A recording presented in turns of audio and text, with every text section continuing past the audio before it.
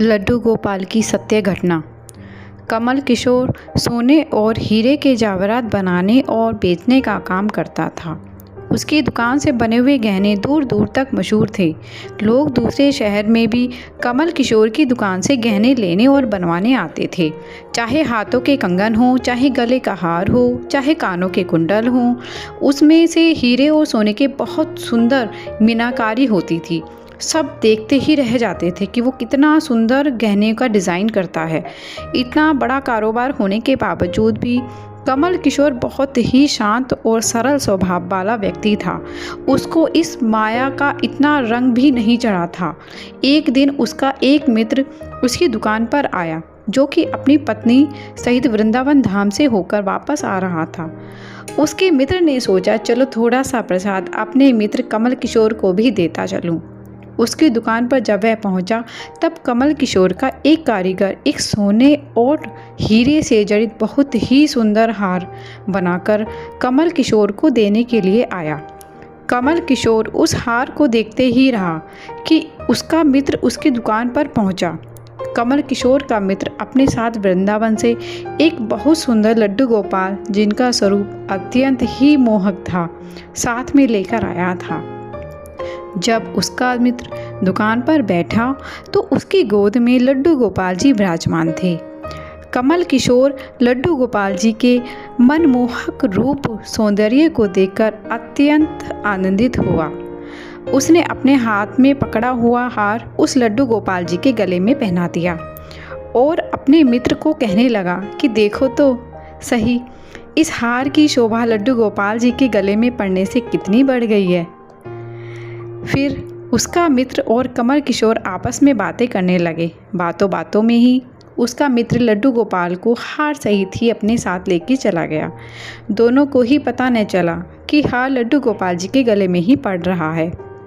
कमल किशोर का मित्र और पत्नी सहित एक टैक्सी में सवार होकर अपने घर को रवाना हो गए। जब वह टैक्सी से उतरे तो भूलवश लड्डू गोपाल जी उसी ही टैक्सी में रह गए। टैक्सी वाला एक गरीब आदमी था, जिसका नाम बाबू था, जो दूसरे शहर से आया और यहाँ अपने परिवार का पालन पोषण करने के लिए टैक्सी चलाता था और वह टैक्सी लेकर काफ़ी आगे निकल चुका था। आज उसको अपने घर वापस जाना था, जो कि दूसरा शहर था। जब टैक्सी लेकर बाबू अपने घर पहुंचा तो उसने जब अपनी टैक्सी की पिछली सीट पर ध्यान से देखा तो लड्डू गोपाल जी वहाँ पर पैर पसारे बहुत ही शान से, बहुत ही तरीके से पिछली सीट पर गले में हार धारण करके, सुंदर सी पोशाक पहनकर, हाथ में बांसुरी पकड़े हुए पसर कर बैठे हुए थे। बाबू यह देखकर एकदम से घबरा गया कि यह लड्डू गोपाल जी किसके हैं, लेकिन अब वह दूसरे शहर से अपने शहर आ चुका था, जो कि बहुत दूर था। वह सवारी का घर भी नहीं जानता था, तो वह दुविधा में पड़ गया कि अब वह क्या करे। लेकिन फिर उसने बड़ी श्रद्धा से हाथ धोकर लड्डू गोपाल जी को उठाया और अपने घर के अंदर ले गया। जैसे ही उसने घर के अंदर प्रवेश किया, उसकी पत्नी ने उसके हाथ में पकड़ी लड्डू गोपाल जी को देखा। जब देखा को इतना सुंदर स्वरूप वाले लड्डू गोपाल जी देखे, उसकी पत्नी झट से लड्डू गोपाल जी को अपने पति के हाथों से ले लिया। उसकी पत्नी, जिसकी 8 साल शादी को हो गए थे, उसके अभी तक कोई भी संतान नहीं थी, लेकिन गोपाल जी को हाथ में लेते ही उसका वात्सल्य भाव जाग उठा। उसकी ममतामयी और करुणामयी आंखें झरझर बहने लगीं। ममतावश और वात्सल्य भाव के कारण ठाकुर जी को गोद में उठाते ही उसको ऐसा लगा उसने किसी अपने बच्चे को गोद में उठाया है। उसके स्तनों से अपने आप दूध निकलने लगा। अपनी ऐसी दशा देखकर बाबू की पत्नी मालती बहुत हैरान हुई। उसने कसकर गोपाल जी को अपने सीने से लगा लिया और आंखों में आंसू बहाती बोलने लगी, अरे बाबू, तुम नहीं जानते कि आज तुमने मेरे लिए कितना अमूल्य रत्न लेकर आए हो। बाबू को समझ नहीं पा रहा था कि मेरी पत्नी को अचानक से क्या हो गया, लेकिन उसकी पत्नी तो बावरी सी हो गई थी। वह गोपाल जी को जल्दी जल्दी अंदर ले गई और उससे बहुत सारी बातें करने लगी। अरे लल्ला, इतनी दूर से आए हो, तुम्हें तो भूख लगी होगी। और उसने जल्दी जल्दी मधु और घी से बनी चूरी बनाकर और गर्म दूध करके ठाकुर जी को भोग लगाया। और उधर कमल किशोर ने जब अपनी दुकान में हार न देखा तो उसको याद आया कि हार तो ठाकुर जी के गले में ही रह गया। तो उसने अपने मित्र को संदेश भेजा। तो मित्र ने आगे से जवाब दिया, अरे मित्र, वह माखन चोर और चित्त चोर हार सहित खुद ही चोरी हो गया। मैं तो खुद इतना परेशान हूँ। कमल किशोर अब थोड़ा सा परेशान हो गया कि इतना कीमती हार ना जाने कहाँ चला गया। मुझे तो लाखों का नुकसान हो गया, लेकिन फिर भी अपने सरल स्वभाव के कारण उसने अपने मित्र को कुछ नहीं कहा और उसने अपने मन में सोचा कि कोई बात नहीं, मेरा हार तो ठाकुर जी के ही अंग लगा है।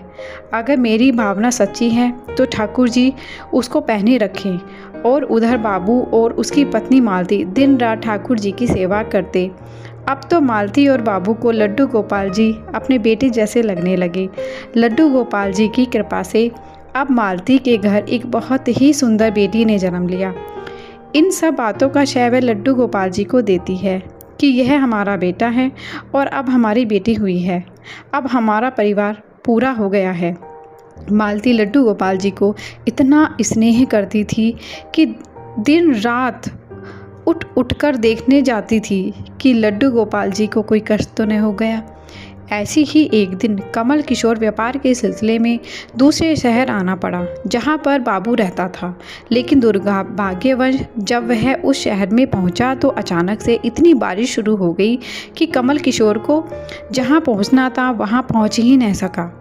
और तब वहाँ बाबू अपनी टैक्सी लेकर आ गया और उसने परेशान कमल किशोर को पूछा, बाबूजी, आप यहाँ क्यों खड़े हो? बारिश तो रुकने वाली नहीं है और सारे शहर में पानी भर गया है। आप अपनी मंजिल तक ना पहुँच पाओगे और ना ही कहीं और रुक पाओगे। मेरा घर पास में ही है, अगर आप चाहो तो मेरे घर आ सकते हो।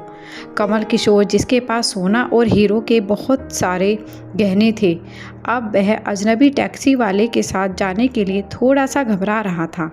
लेकिन उसके पास कोई और चारा भी नहीं था और वह बाबू के घर चला गया।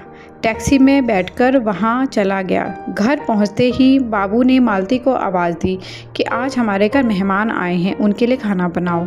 कमल किशोर ने देखा कि बाबू का घर बहुत ही छोटा सा है, लेकिन व्यवस्थित ढंग से सजा हुआ है। घर में अजनबी की तरह इत्र की खुशबू आ रही थी, जो कि उसके हृदय को आनंदित कर रही थी। जब मालती ने उसको भोजन परोसा तो कमल किशोर को उसके अमृत जैसा स्वाद लगा।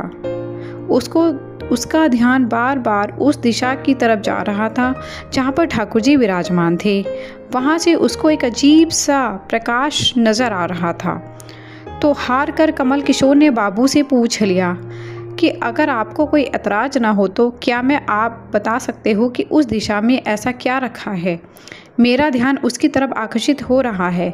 तो बाबू और मालती ने एक दूसरे की तरफ मुस्कुराते हुए कहा कि वहाँ पर तो हमारे घर के सबसे अहम सदस्य लड्डू गोपाल जी विराजमान हैं। तो कमल किशोर ने कहा, क्या मैं उनके दर्शन कर सकता हूँ? तो मालती उसको उस कोने में ले गई जहाँ पर लड्डू गोपाल जी विराजमान थे। कमल किशोर लड्डू गोपाल जी को और उनके गले में पड़े हार को देखकर एकदम हैरान रह गया। तो यह वही लड्डू गोपाल जी हैं, यह वही हार है जो मैंने अपने मित्र के लड्डू गोपाल जी के गले में डाला था। कमल किशोर ने बड़ी विनम्रता से पूछा कि यह गोपाल जी तुम्हें कहाँ से मिले? बाबू, जिसके मन में कोई भी छल कपट नहीं था, उसने कमल किशोर को सारी बात बता दी, कैसे उसको सौभाग्य से गोपाल जी मिले और उनके हमारे घर आने से हमारा दुर्भाग्य सौभाग्य में बदल गया। तो कमल किशोर ने कहा, क्या तुम जानते हो कि जो हार लड्डू गोपाल जी के गले में पड़ा है उसकी कीमत क्या है? तो बाबू और मालती ने बड़ी विनम्रता से हाथ जोड़कर कहा कि जो चीज़ हमारे लड्डू गोपाल जी के अंग लग गई है, हम उसका मूल्य नहीं जानना चाहते और हमारे लाला के सामने किसी चीज़, किसी हार का कोई भी मोल नहीं है। तो कमल किशोर एकदम चुप हो गया और उसने मन में सोचा कि चलो अच्छा है, मेरा हार ठाकुर जी ने अपने अंग लगाया हुआ है। अगले दिन जब वह चलने को तैयार हुआ और बाबू उसको टैक्सी में लेकर उनके मंजिल तक पहुंचाने गया, तब कमल किशोर टैक्सी से उतरा और जाने लगा। तभी बाबू ने उसको आवाज़ लगाई कि ज़रा रुको, यह आपका कोई सामान हमारी टैक्सी में रह गया है। लेकिन कमल किशोर ने कहा, मैंने तो वहाँ कुछ भी नहीं रखा। लेकिन बाबू ने कहा कि यह बैग तो आपका ही है। जब कमल किशोर ने उसको खोलकर देखा तो उसमें बहुत सारे पैसे थे।